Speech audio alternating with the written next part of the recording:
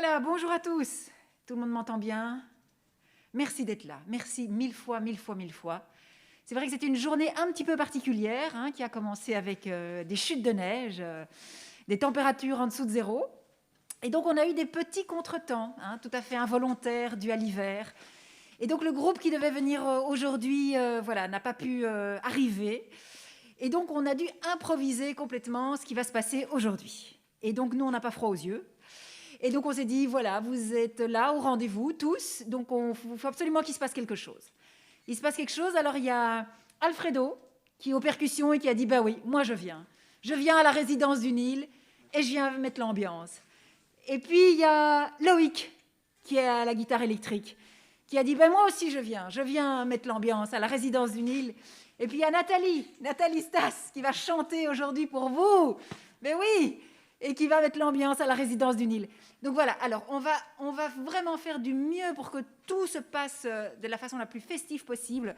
On est vraiment désolé pour ce petit retard, mais vous savez, ces contretemps, voilà, on n'en est pas forcément responsable. Et ces artistes n'ont jamais joué ensemble. Il faut quand même qu'on se le dise. Donc ils vont improviser. Ce sont des artistes talentueux, donc on leur fait entièrement confiance. Mais sachez que voilà, il va y avoir des discussions, des concertations. On va se mettre d'accord sur ce qu'on va jouer. Voilà, sur la tournure que va prendre cette journée tout à fait particulière qui a commencé d'une façon un peu étrange, mais qui va finir en beauté. Voilà, merci beaucoup, beaucoup, beaucoup d'être là. Animation et loisirs pour tous, c'est vraiment ravi de pouvoir vous proposer ce spectacle aujourd'hui. Et on espère que vous allez passer un excellent moment. Voilà, bon après-midi, à tout à l'heure. Eh bien, nous allons commencer par une petite improvisation musicale.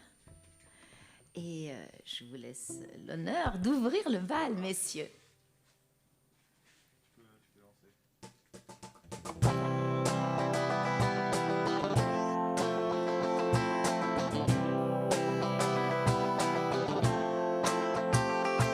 Avec one bal,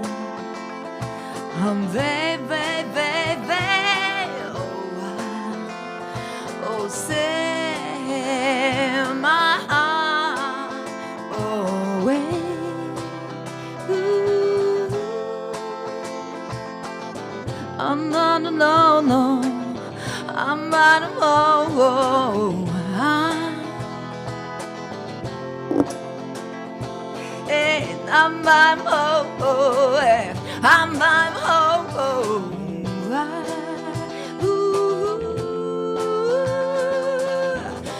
What a way, yeah. I'm on the way,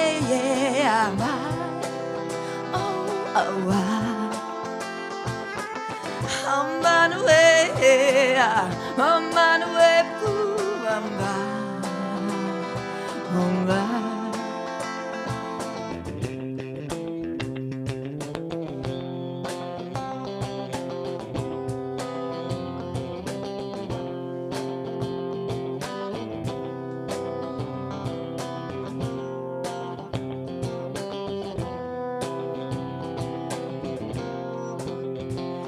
Le poète Ovide fut exilé par Auguste dans un petit trou perdu dans la mer Noire, appelé Tomis. Il passa tout le reste de sa vie à supplier qu'on le laisse rentrer à Rome, mais la permission ne lui fut jamais accordée. La vie d'Ovide fut anéantie, mais sa poésie survécut à l'Empire romain.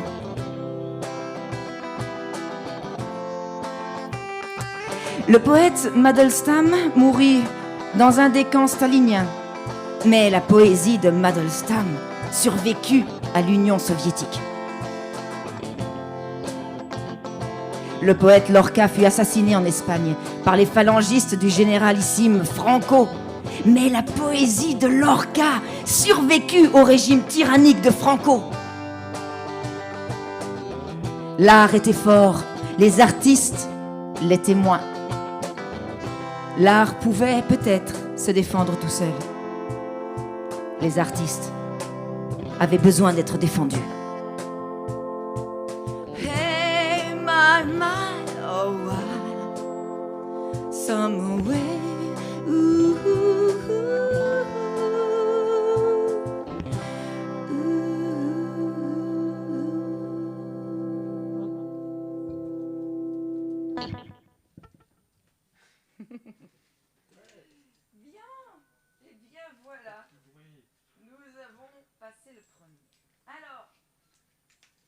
amis, je vais vous raconter un peu une histoire sur laquelle vous allez pouvoir, c'est un petit blues bien sympathique.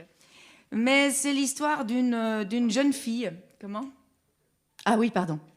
Oui, bien sûr, il faut que je parle dans le micro, bien sûr. Oui. C'est parce que je donnais quelques informations, mais c'est vrai que j'ai intérêt à donner ces informations dans le micro aussi. En fait, c'est l'histoire d'une fille qui est comme moi, en fait. Finalement, on se trouve pas trop mal, hein, mais finalement, il y a toujours quelque chose qui foire.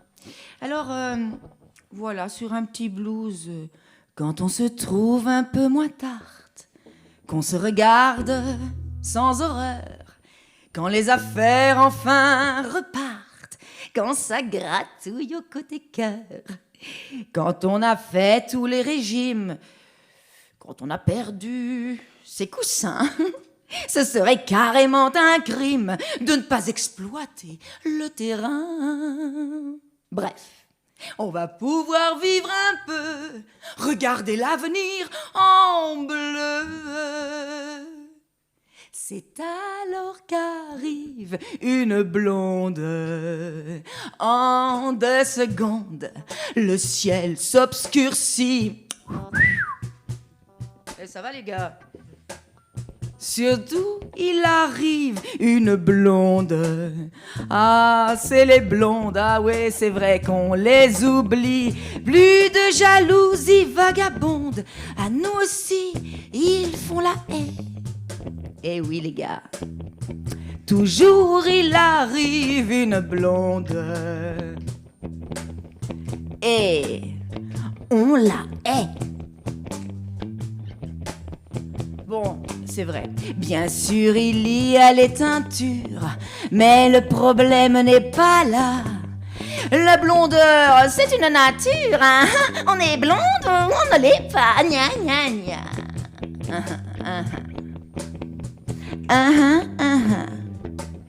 Oh, puis vous savez quoi? Les blondes, nous, on s'en fiche. Ce ne sont toutes que des petits boudins. Et Marilyn...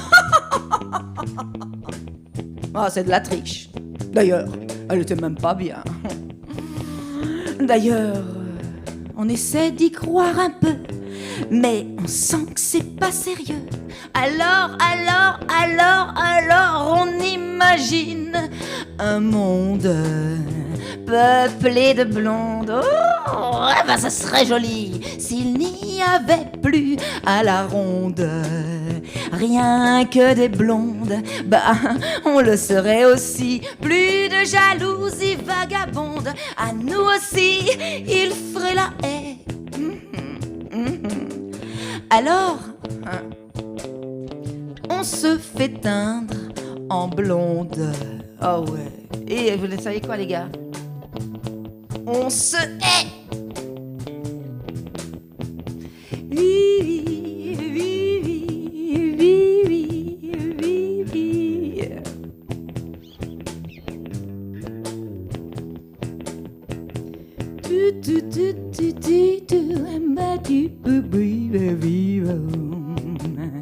Quand on se trouve un peu moins tard et qu'on se regarde sans horreur, quand les affaires enfin repartent et que ça gratouille au côté cœur, quand on a fait tous les régimes et qu'on a perdu ses coussins, ce serait carrément un crime de ne pas exploiter le terrain.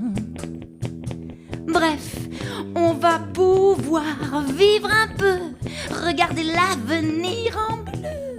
Oh oui. Mais toujours arrive une blonde et on la hait.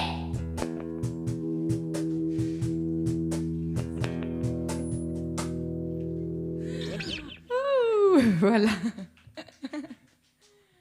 Alors, pour la suite, eh bien, je me plante dans mon iPad. Voilà. Alors, qu'est-ce qu'on va pouvoir vous faire encore?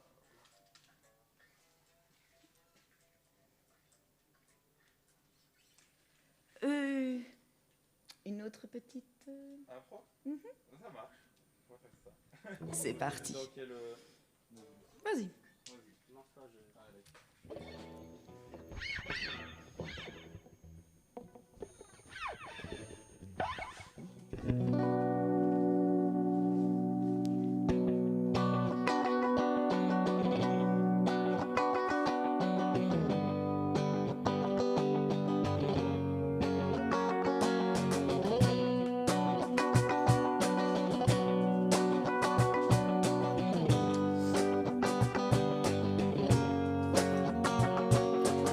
Quand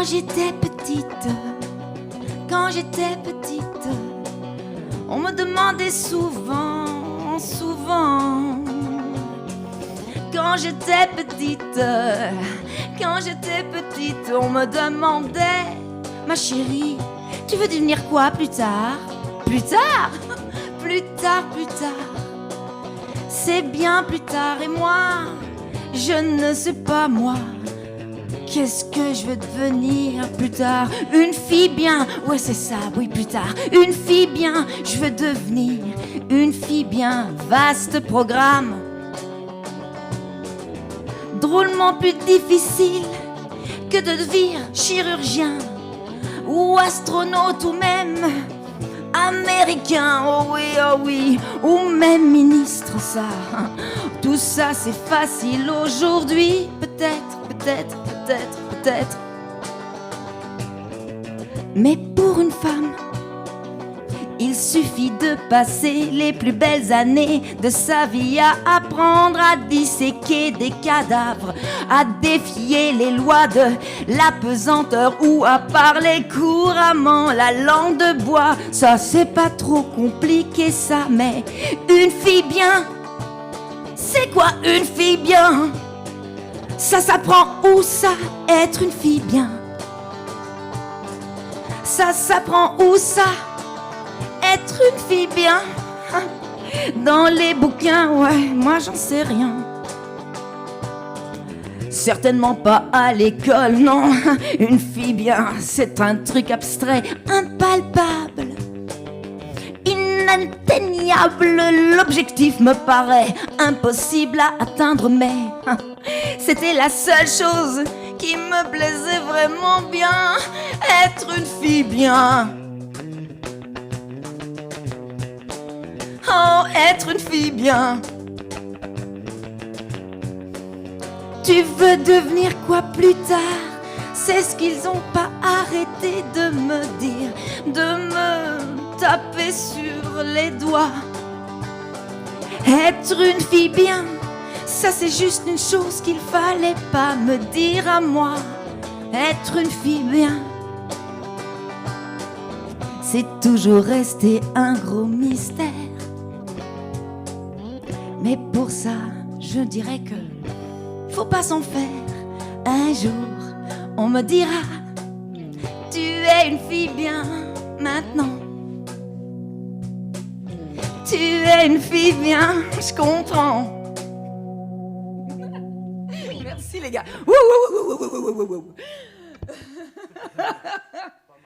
Bon, et vous alors les amis, vous travaillez ensemble? Parce qu'on ne se connaît pas, donc j'apprends à connaître. Et vous faites quoi ensemble? Nous deux? Ouais. On vient de se rencontrer. Ah aussi, d'accord, donc allez, enchanté, oui, donc c'est ça. Ok, super. Je me disais, bon, peut-être que vous allez pouvoir me raconter une petite histoire. Bon, alors, est-ce que vous aimez les histoires? Est-ce qu'on vous aimez Anton Tchekhov, par exemple? Vous aimez ces histoires-là? Faites-moi oui de la tête, parce que moi, je vous entends pas.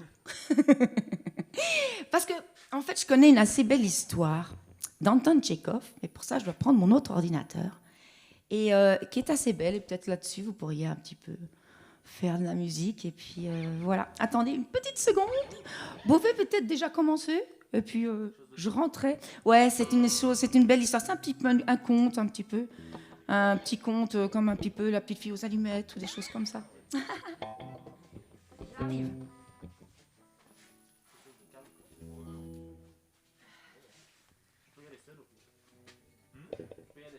Ah ouais.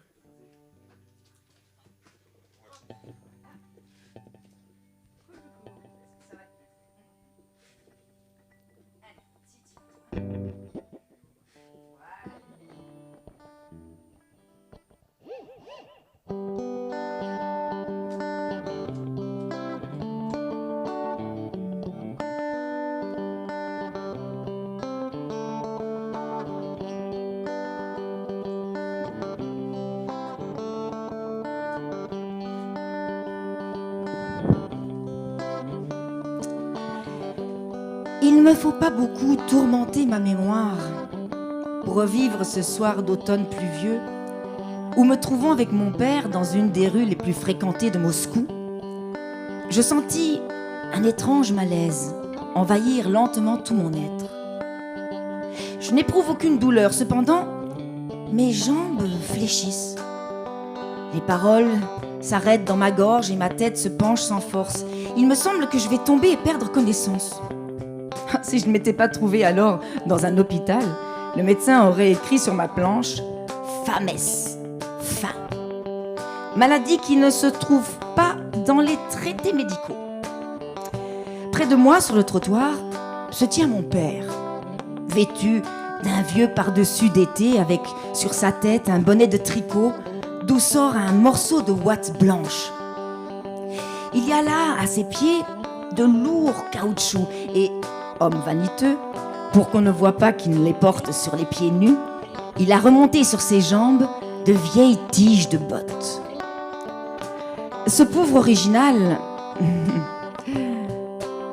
que j'aime d'autant plus que son élégant par-dessus devient de plus en plus déguenillé et plus sale, est arrivé il y a 5 mois dans la capitale pour y chercher une place d'employé aux écritures. Durant 5 mois, il a battu le pavé de la ville réclamant partout du travail. Et ce n'est qu'aujourd'hui qu'il s'est décidé à aller dans la rue pour demander l'aumône. Nous nous trouvons devant une maison à 3 étages avec une enseigne bleue de restaurant.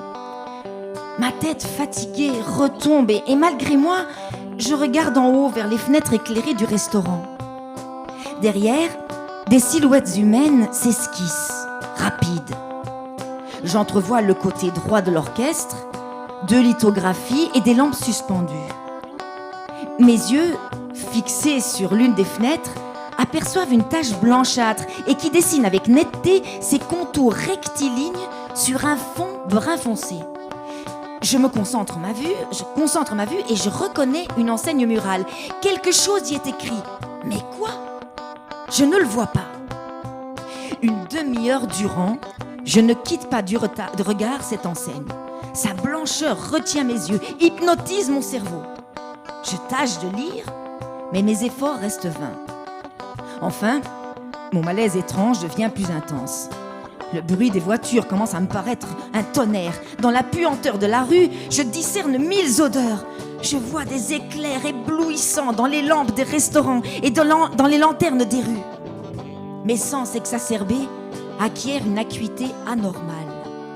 Je commence à voir des choses que je ne voyais pas auparavant. Huîtres, déchiffrai-je sur l'enseigne. Oh, mot étrange! J'ai vécu sur Terre 8 ans et 3 mois et jamais je ne l'ai entendu. Que signifie-t-il? N'est-ce pas le nom du propriétaire du restaurant? Mais les enseignes qui portent les noms, on les suspend aux portes et non pas aux murs. Papa, qu'est-ce que c'est que ça? Des huîtres? Demandai-je d'une voix enrouée en tournant péniblement la tête vers mon père. Mon père n'entend pas. Il fixe le mouvement de la foule et suit du regard chaque passant. Dans ses yeux, je vois qu'il voudrait leur dire quelque chose, mais les mots fatals restent suspendus sur ses lèvres tremblantes, comme un poids lourd qu'il est impuissant à soulever. Une fois même, il a fait un pas vers l'un d'eux et l'a touché, mais lorsque l'autre s'est retourné, il a dit « Pardon !» et tout confus, a reculé. Papa, qu'est-ce que c'est que ça, des huîtres? Répétai-je. C'est un animal qui vit dans la mer. Aussitôt, je me représente cet animal marin inconnu. Il doit être quelque chose de moyen entre le poisson et l'écrevisse. Et puisqu'il est marin, on doit certes pouvoir en préparer une soupe de poisson délicate avec des épices ou bien encore toutes sortes de plats. J'imagine vivement comment on apporte cet animal du marché. Comment on le nettoie rapidement. Comment on le met aussi rapidement dans le pot. Rapidement. Parce que tout le monde veut manger. Beaucoup manger. De la cuisine se répand l'odeur du rôti de poisson et d'une soupe à écrevisses. Oh, je sens l'odeur chatouiller mon palais, mes narines. s'emparer lentement de tout mon être. Le restaurant, mon père, l'enseigne blanche, mes manches, tout est imprégné d'elle si fortement que je commence à mâcher. Et je mâche. Et j'avale, comme si j'avais en réalité un morceau d'animal marin dans la bouche. Mes jambes fléchissent de la joie que j'éprouve et pour ne pas tomber, je saisis mon père par la manche et me serre fortement contre son pardessus d'été. Mon père tremble et grelotte. Il a froid. Papa, excuse-moi papa, est-ce que les huîtres sont un plat gras ou un plat de carême? On les mange vivantes, dit mon père. Elles sont dans des coquilles comme des tortues, mais partagées en deux moitiés. L'odeur agréable cesse instantanément de chatouiller mon odorat et l'illusion disparaît. Maintenant je comprends tout. Quelle horreur, chuchotai-je, quelle horreur! Ainsi, voilà ce que sont des huîtres. Je m'imaginais un animal ressemblant à la grenouille, assis sur une coquille, regardant avec de grands yeux brillants et jouant avec ses affreuses mâchoires. Je me représente comment on peut l'apporter du marché dans sa coquille, avec ses yeux luisants et sa peau visqueuse. Les enfants se cachent tous, et la cuisinière, fronçant ses sourcils avec dégoût, prend l'animal par ses pinces, le met dans l'assiette et le porte dans la salle à manger. Les grands le prennent et le mangent tout vivant avec ses yeux, ses dents, ses petites pattes. Et lui miaule, s'efforce de les mordre aux lèvres. Je me détourne avec répugnance. Mais pourquoi donc mes dents commencent-elles à mâcher? L'animal est affreux, hideux, effroyable, mais je mange. Donnez-moi des huîtres, donnez-moi des huîtres, donnez-moi encore, criai-je. Tu veux des huîtres, dirent les messieurs qui passèrent autour. Mais viens, petit, on va t'en donner, moi, des huîtres. Vraiment? Vous allez m'en donner? Je me rappelle une main forte qui m'entraîne dans le restaurant éclairé. Et en un instant, j'ai autour de moi une foule qui regarde avec une curiosité amusée. Je suis assis devant une table et je mange quelque chose de mou, de salé, qui sent la mer. Je mange avidement, sans mâcher, ne regardant pas. Je me demande, ne demandant pas ce que je mange. Et regardez, il commence à manger la coquille maintenant. Et mes grands messieurs, c'est peut-être pour ça que je n'ai pas mangé aujourd'hui. J'ai été sot. J'ai vu ces messieurs payer 10 roubles, 25 francs pour des huîtres. Pourquoi ne leur ai-je pas demandé de me prêter quelque argent? Mais voilà. L'enfant a préféré manger ses huîtres. Et son père l'a regardé faire.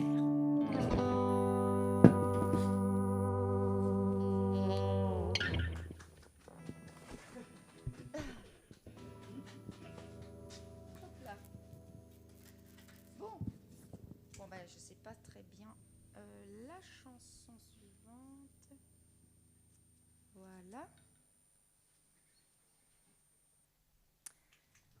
Alors, c'est une autre histoire chantée cette fois-ci. Bon. Oui, c'est une autre histoire chantée, pardon. En même temps, je cherche un petit peu. Vous ne la connaîtrez pas non plus, mais on va voir ce qu'on va pouvoir faire. Cette chanson s'appelle Yooka-Lee. C'est une chanson qui a été écrite par Kurt Weill et qui a été traduite en français. C'est presque au bout du monde, ma barque vagabonde, errante au gré de l'onde, m'y conduisit un jour. L'île est toute petite, mais la fée qui l'habite gentiment nous invite à en faire le tour. Yooka-Lee, c'est le pays de nos désirs. Yooka-Lee, c'est le bonheur, c'est le plaisir.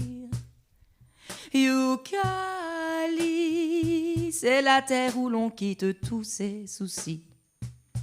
C'est dans notre nuit comme une éclaircie, l'étoile qu'on suit. C'est Youkali, Youkali. C'est le respect de tous les vœux échangés. Youkali,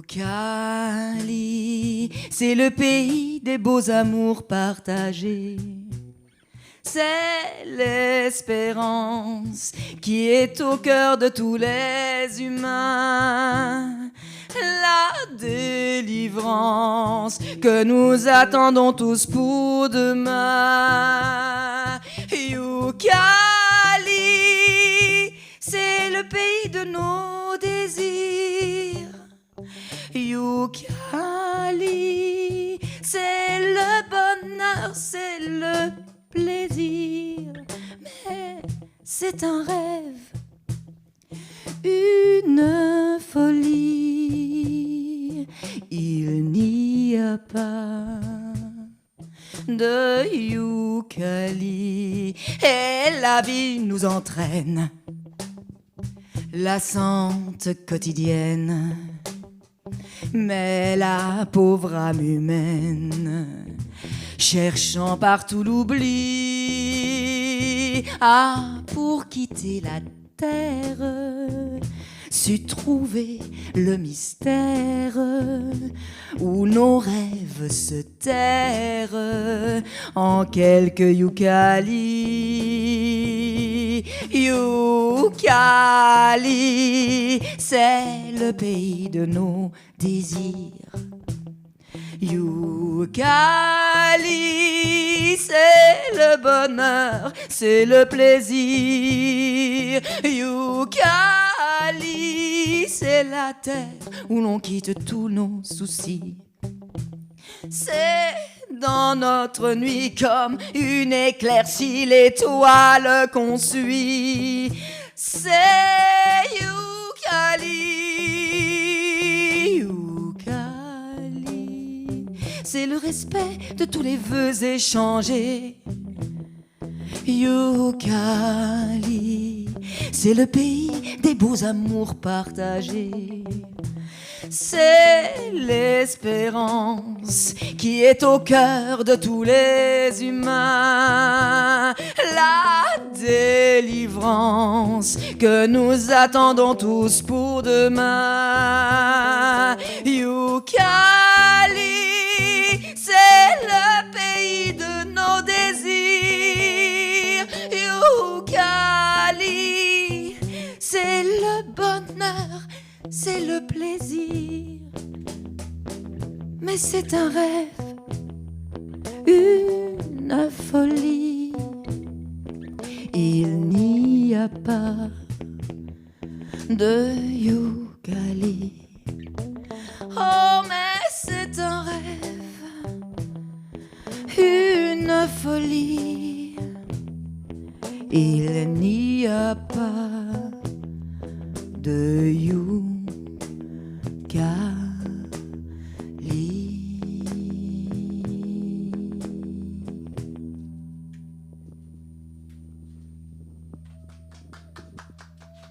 Merci les gars.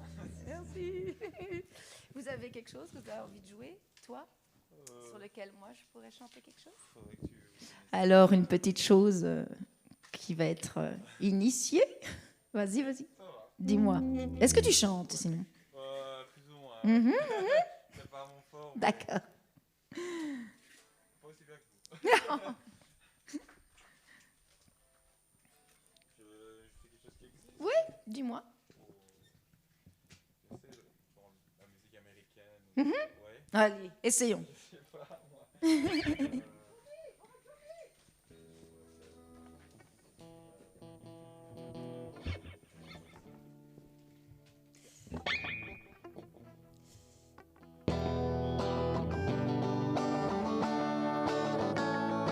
Wouhou!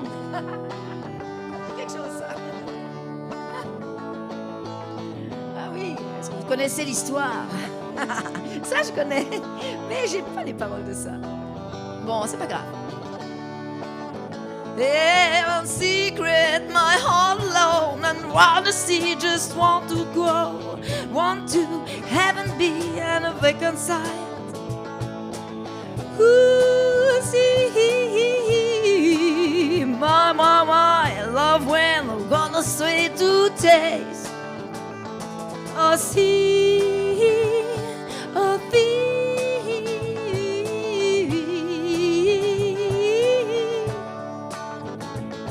j'en vois qui donne, qui se donne. J'en vois qui se donne.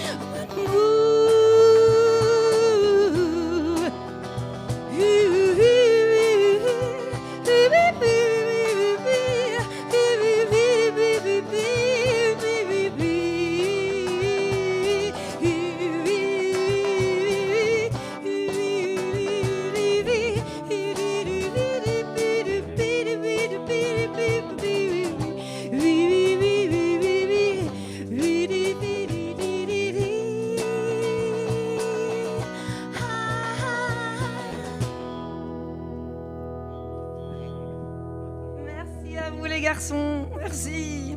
Eh bien voilà, je pense que petit à petit, nous allons toucher à la fin. Est-ce que... je n'ai plus de frise. Voilà. Mon iPad a dit crotte, a dit fourte. Voilà.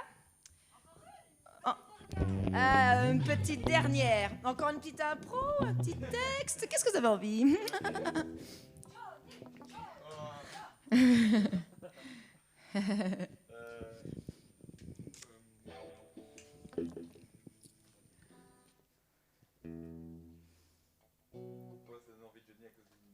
Ah, voilà. Allez, vas-y, fonce.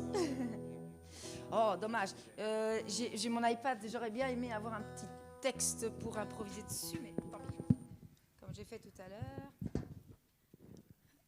Voilà, c'est pas grave, on fera avec.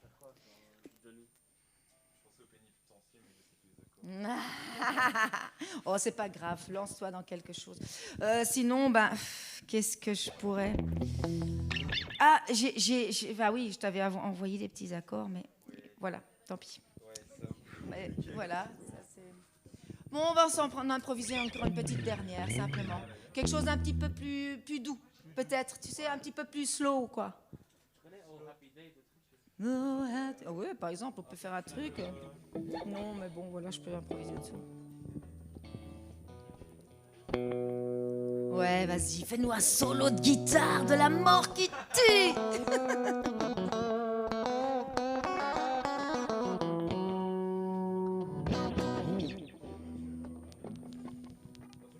Plus doué. C'est, allez, Scorpions, Hotel California, enfin, tout ce machin-là, quoi. Non, mais enfin, voilà, improvise là autour. Un truc un peu arabisant, non? Ah, voilà.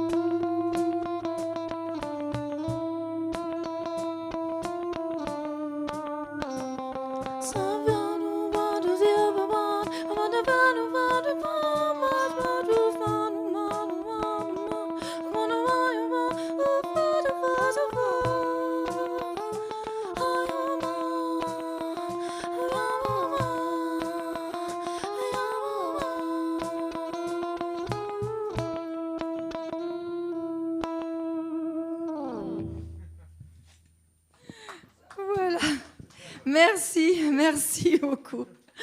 Voilà, j'espère que cette improvisation vous aura malgré tout plu. On a essayé un peu de toucher à plein de choses, en tout cas des textes qui me plaisent et des musiques qui nous plaisent. Merci beaucoup les garçons, merci aussi à vous et à bientôt.